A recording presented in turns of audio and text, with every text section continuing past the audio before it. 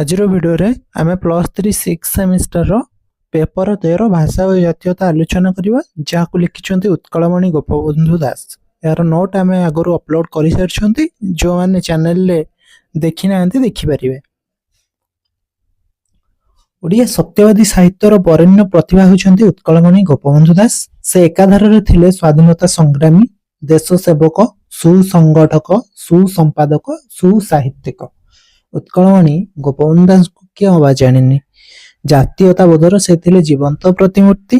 ଏହି ମହାନ ଯୋଗଜନ୍ମାନଙ୍କର ଜନ୍ମ ହୁଏ 1877 ମସିହା ଅକ୍ଟୋବର 9 ତାରିଖରେ ପୁରୀ ଜିଲ୍ଲାର ସୁଆଣ୍ଡ ଗ୍ରାମରେ। ପିତା ହେଉଛନ୍ତି ଦୈତାରି ଦାସ, ମାତା ସ୍ୱର୍ଣ୍ଣମୟୀ ଦେବୀ।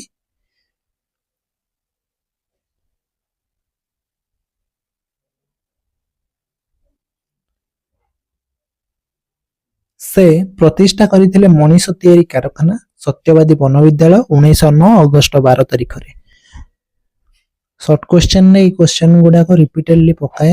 ସେ କେବେ ଜନ୍ମଗ୍ରହଣ କରିଥିଲେ, ତାଙ୍କ ପିତାମାତାଙ୍କ ନାଁ କଣ, ସେ ଯୋଉ ସତ୍ୟବାଦୀ ବନବିଦ୍ୟାଳୟ ପ୍ରତିଷ୍ଠା କରିଥିଲେ କେତେ ମସିହାରେ।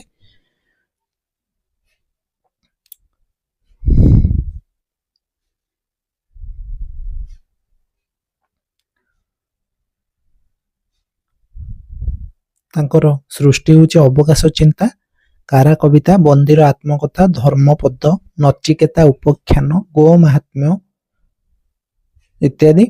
ଅବକାଶ ଚିନ୍ତା କବିତା ସଂକଳନଟି କବିଙ୍କର ପ୍ରଥମ ସୃଷ୍ଟି। କେଉଁଠି ହେଉଛି ତାଙ୍କର ପ୍ରଥମ ସଂକଳନ, କବିତା ସଂକଳନ, ଏମିତି ପକାଉଛି କ୍ୱେଶ୍ଚନ। ତ ଅବକାଶ ଚିନ୍ତା ହେବ। ଏହା କ୍ଷୁଦ୍ର କବିତା ସଂକଳନ। ଏହି ସଂକଳନରେ କବିଙ୍କର ସ୍ୱଦେଶ ପ୍ରୀତି, ଉତ୍କଳୀୟ ଭାବ ଆଦି ଆମେ ଦେଖିବା ପାଇଁ ପାଇବା।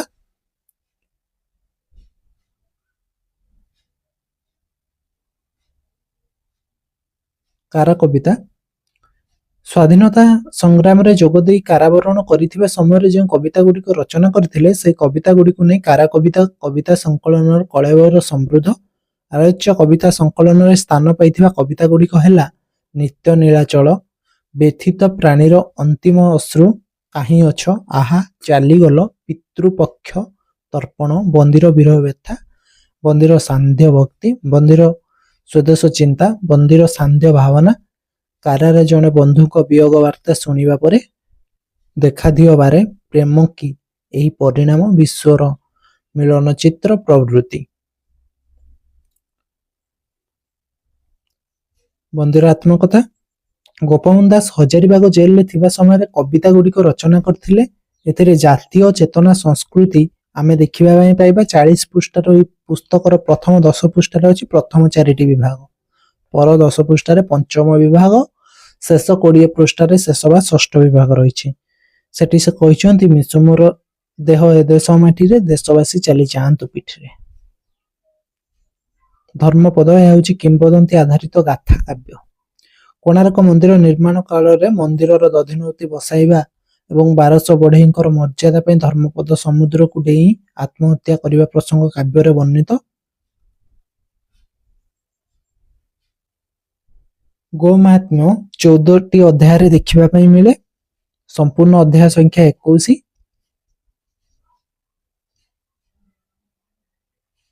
ନଚିକେତା ଉପାଖ୍ୟାନ କାବ୍ୟଟି ସଂସ୍କୃତ କଠୋ ଉପନିଷଦର ଆକ୍ଷରିକ ଅନୁବାଦ ସହିତ କେତେକ ନୂତନ ଭାବଭିତ୍ତିକ ବିଷୟର ଅନୁସରଣ ମାତ୍ର। ତେବେ ଭାଷା ଓ ଜାତୀୟତାର ପୃଷ୍ଠଭୂମି, ଜାତି ପ୍ରତି ସମର୍ପିତ ଭାବନା ହିଁ ଜାତୀୟତା। ନିଜର ଜାତି ପ୍ରତି ଉତ୍ସର୍ଗ କରିଦେବା ନିଜକୁ ହେଉଛି ଜାତୀୟତା। ପ୍ରତ୍ୟେକ ବ୍ୟକ୍ତି ମଧ୍ୟରେ ଜାତୀୟତା ଭାବ ଜାଗ୍ରତ ନ ହେବା ପର୍ଯ୍ୟନ୍ତ ଦେଶର ଏକତା ବଜାୟ ରହିବା ସମ୍ଭବ ନୁହେଁ। ତେଣୁ ସତ୍ୟବାଦୀ ସାଧକମାନେ ପ୍ରାଦେଶିକ ଜାତୀୟତା ସୃଷ୍ଟି ନିମନ୍ତେ ଭାଷାକୁ ପ୍ରମୁଖ ଆୟୁଧ ରୂପେ ଗ୍ରହଣ କରିଥିଲେ। ତେବେ ଜାତୀୟତା ସୃଷ୍ଟି ନିମନ୍ତେ ଭାଷାର ଭୂମିକା ମଧ୍ୟ ଅତ୍ୟନ୍ତ ଗୁରୁତ୍ୱପୂର୍ଣ୍ଣ। ଯେମିତି ଆମେରିକାରେ ବିଭିନ୍ନ ଭାଷାଭାଷୀ ଲୋକ ରହିଲେ ମଧ୍ୟ ଇଂରେଜୀ ଭାଷାର ସ୍ୱତନ୍ତ୍ରତା ଦେଖାଯାଇଥାଏ। ସେମାନଙ୍କର ପ୍ରମୁଖ କାର୍ଯ୍ୟ ଇଂରେଜୀ ଭାଷା ଦ୍ୱାରା ଲେଖାପଢ଼ା ହୋଇଥାଏ। ସେମିତି ଭାରତରେ ମଧ୍ୟ ଏହା ପ୍ରଚଳନ ହେବା ଦରକାର, ନିଜସ୍ୱ ଭାଷା, ଆମ ରାଜ୍ୟର ଭାଷା। ଯେମିତି ଓଡ଼ିଶାରେ ଓଡ଼ିଆ ଭାଷାର ପ୍ରଚଳନ ହେବା କଥା, ଇଂରେଜୀ ଭାଷାର ବ୍ୟବହାର ବନ୍ଦ କରାଗଲେ ଆମ ଭିତରେ ଜାତୀୟତା ଭାବ ଦେଖାଦେବ ଏବଂ ଭାରତ ବର୍ଷରେ ହିନ୍ଦୀ ଭାଷାର ପ୍ରଚଳନ କରି ଇଂରେଜୀ ଭାଷାକୁ ବନ୍ଦ କରାଗଲେ ଭାରତ ବର୍ଷରେ ଏକ ଜାତୀୟତା ଭାବ ଦେଖାଦେବ, ଯାହା ଆମର ନିଜସ୍ୱ। ତେଣୁ ସତ୍ୟବାଦୀ ସାଧକମାନେ ଏହି ପନ୍ଥା ଅବଲମ୍ବନ କରିଥିଲେ। ବିଶେଷ କରି ଗୋପବନ୍ଧୁ ଦାସ, ନୀଳକଣ୍ଠ ସତ୍ୟବାଦୀ ଗୋଷ୍ଠୀର ସାଧକମାନେ ଭାଷା ସୂତ୍ରରେ ପ୍ରଦେଶ ଗଠନ କରି ନୀତିର ଏକାନ୍ତ ପକ୍ଷପାତୀ ଥିଲେ। ନିଜେ ଗୋପବନ୍ଧୁ ଥିଲେ ଭାଷା ଆନ୍ଦୋଳନର ପ୍ରଧାନ ପୁରୋଧା। ସେ ଭାବୁଥିଲେ ଏକ ଭାଷାଭାଷୀ ଅଞ୍ଚଳକୁ ନେଇ ଗୋଟିଏ ପ୍ରଦେଶ ଗଠନ କରାଗଲେ ଜାତୀୟତା ସଂହତି ଏକଦା ଦୃଢ଼ୀଭୂତ ହେବ।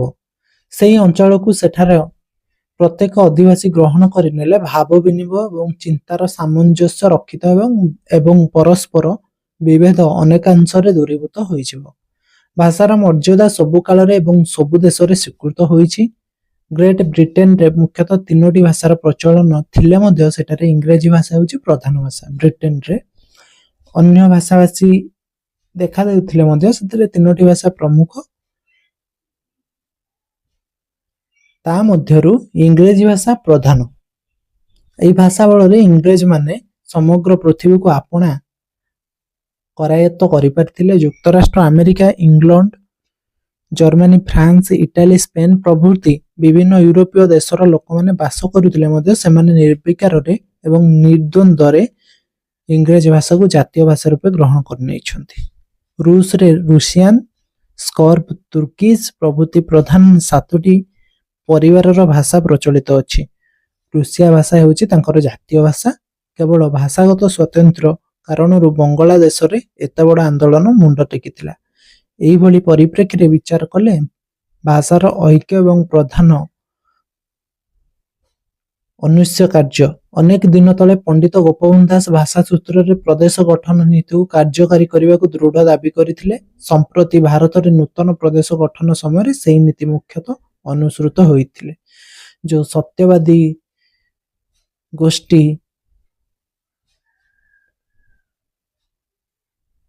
ବା ସତ୍ୟବାଦୀ ସାଧକମାନେ ଏହି ଭାଷା ଓ ଜାତୀୟତାକୁ ନେଇ ସଂଗ୍ରାମ ଆରମ୍ଭ କରିଥିଲେ। ସେମାନେ ଚାହୁଁଥିଲେ ଓଡ଼ିଶା ଭିତରେ ଜାତୀୟତା ସୃଷ୍ଟି କରିବା।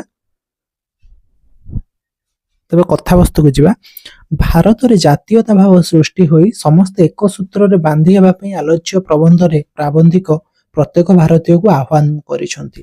ଗୋପବନ୍ଧୁ ଦାସ କହିଛନ୍ତି ନିଜର ଜାତୀୟତା ଭାବକୁ ଆପଣେଇବା ପାଇଁ, ନିଜସ୍ୱ ପନ୍ଥା ଆପଣେଇବା ପାଇଁ ଆଉ ସମସ୍ତେ ଗୋଟିଏ ସୂତ୍ରରେ ବାନ୍ଧି ହୋଇ ରହିବା ପାଇଁ ସେ ପ୍ରତ୍ୟେକ ଭାରତୀୟମାନଙ୍କୁ କହିଛନ୍ତି ଏଇ ତାଙ୍କର ପ୍ରବନ୍ଧ ମାଧ୍ୟମରେ।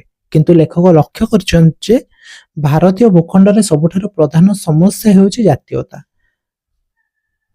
ଦୀର୍ଘ ଦିନର ଏହି ଜାତୀୟ ଜୀବନ ଖଣ୍ଡିତ ହୋଇଛି ଏବଂ ଅତୀତରେ ବହୁ ପରାକ୍ରମଶାଳୀ ସ୍ୱାଧୀନ ନରପତିମାନେ ଅକୁମାରୀ ହିମାଞ୍ଚଳ ପରିବ୍ୟାପ୍ତି ଏହି ବିରାଟ ଦେଶକୁ ଗୋଟିଏ ସୂତ୍ରରେ ବାନ୍ଧିବାକୁ ସକ୍ଷମ ହୋଇପାରିନାହାନ୍ତି। ତେବେ ଆମ ଅତୀତରେ ବହୁତ ପରାକ୍ରମଶାଳୀ ରାଜାମାନେ ଥିଲେ, ସେମାନେ ଏହି ବିରାଟ ଭାରତ ଦେଶକୁ ଗୋଟିଏ ସୂତ୍ରରେ ବାନ୍ଧି ରଖିବାକୁ ସକ୍ଷମ ହୋଇନାହାନ୍ତି।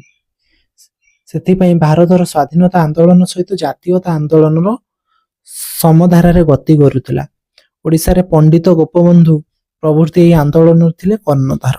ସେତେବେଳେ ସଭା ସମିତି ଠାରୁ ଆରମ୍ଭ କରି କାବ୍ୟ ସାହିତ୍ୟ ପର୍ଯ୍ୟନ୍ତ ସର୍ବତ୍ର ପ୍ରଧାନ ଆଲୋଚନାର ବସ୍ତୁ ଥିଲା ଜାତୀୟତା। ଜାତୀୟତାର ମନ୍ତ୍ରରେ ପ୍ରତିଟି ଭାରତୀୟ ଅଭିମନ୍ତ୍ରିତ ହେବା ପାଇଁ ସାହିତ୍ୟର ପ୍ରତିଟି ବିଭାଗ ଗତିଶୀଳ ହୋଇଥିଲା।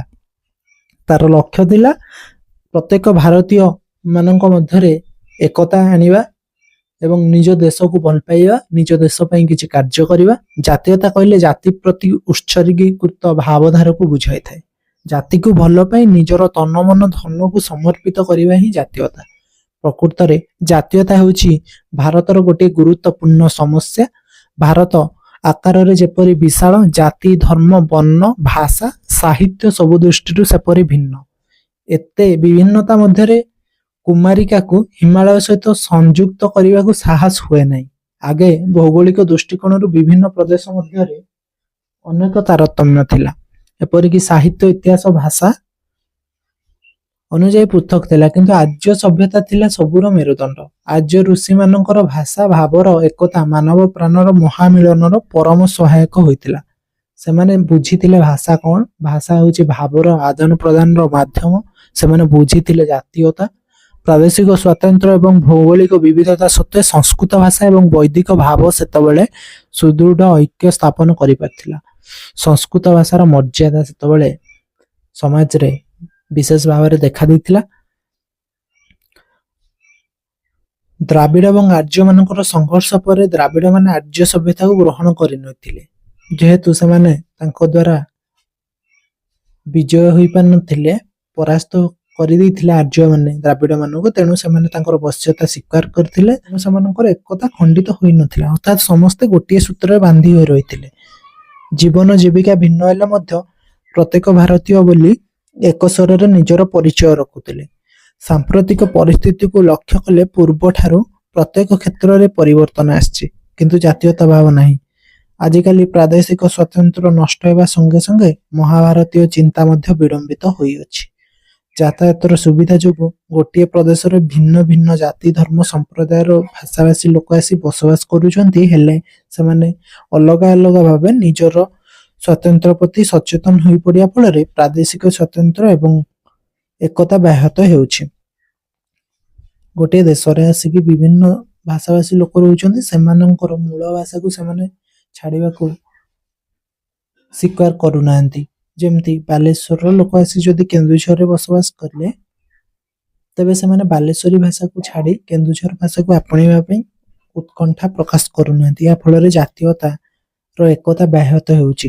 ଯେଉଁ ପ୍ରଦେଶରେ ରହିବ ସେଠାକାର ଭାଷା, ଭାବ, ସଂସ୍କୃତି ଓ ସାହିତ୍ୟକୁ ଆପଣାର କରିବାକୁ କୁଣ୍ଠିତ ହେଲେ ଏକତା ରକ୍ଷା ଯେ ସହଜ ହେବ ନାହିଁ।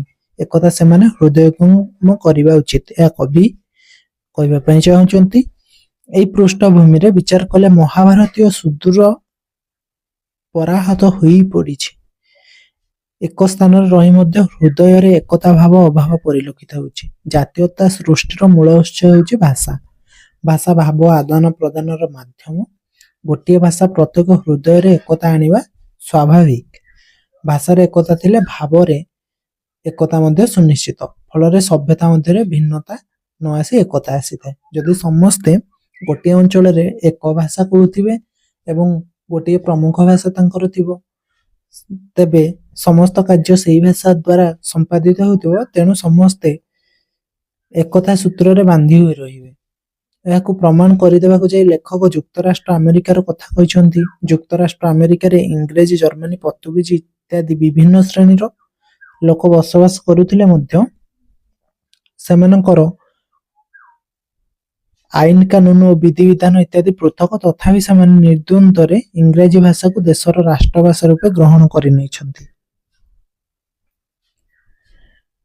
ତେଣୁ ନାନା ପାର୍ଥକ୍ୟ ସତ୍ତ୍ୱେ ସେ ଦେଶରେ ଗୋଟିଏ ଜାତୀୟ ଚେତନା ଜାଗ୍ରତ ହୋଇଛି। ଏହି ଦୃଷ୍ଟିକୋଣରୁ ବିଚାର କଲେ ଭାରତୀୟ ପ୍ରାଦେଶିକ ଏକତା ତଥା ଜାତୀୟ ଏକତା ରକ୍ଷା କରିବା ନିମନ୍ତେ ସର୍ବପ୍ରଥମେ ଭାଷାର ଏକତା ଆବଶ୍ୟକ। ଉତ୍କଳମଣି ଗୋପବନ୍ଧୁ ଦାସ ଦେଶରେ ଏକତା ଭାବ ଆଣିବାର ଗୁରୁତ୍ୱକୁ ପ୍ରତ୍ୟେକ ଭାରତୀୟ ଚିନ୍ତା କରିବା ଉଚିତ ବୋଲି ଆଲୋଚ୍ୟ ପ୍ରବନ୍ଧରେ ଉଲ୍ଲେଖ କରିଛନ୍ତି। ଲେଖକଙ୍କ ମତରେ ଗୋଟିଏ ଭାଷା ବ୍ୟବହାରକାରୀ ଜନମାନସ ମଧ୍ୟରେ ପ୍ରତ୍ୟେକଙ୍କୁ ଭଲ ପାଇବା ସତ୍ତ୍ୱ ପ୍ରକାଶିତ ହୋଇଥାଏ। ଫଳରେ ଜାତୀୟତା ସୃଷ୍ଟି ହେବାର କୌଣସି ବାଧା ଉପୁଜି ନଥାଏ।